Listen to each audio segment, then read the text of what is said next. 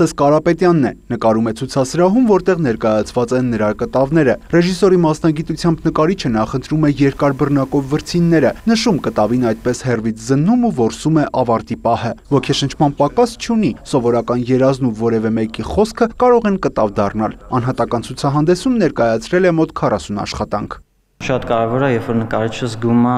հենց ամենակարևոր պահը ավարտը։ Կարծում եմ դա շատ կարևոր հատկություն է զգալ, երբ թողնել վրձինը,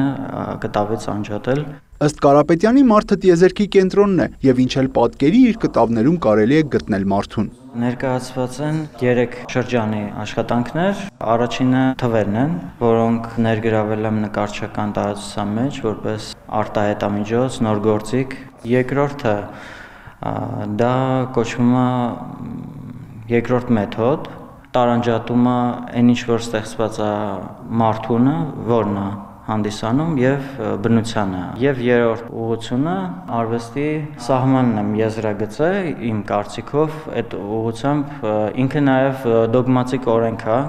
անիմաստության, անհնարինության օրենք։ Նկարչի խոսքով ամեն անգամ դատարկ կտավի դիմաց ինքն իրեն սկսնակ է զգում, երբեք չգիտի ինչ կստացվի վերջում։ Նախկինում օգնում էր փիրուզագույնը, հիմա գրեթե չի կիրառում այն։ Ասում է, սկզբում դժվար էր բաժանվում իր գործերից, բայց այսօր արդեն աշխարհի մի շարք ցուցասրահներում ներկայացված են իր մարդ-բնություն կապի մասին պատմող կտավները։ Ամեն նկարիչ, ամեն ստեղծագործող մարդ ունի իր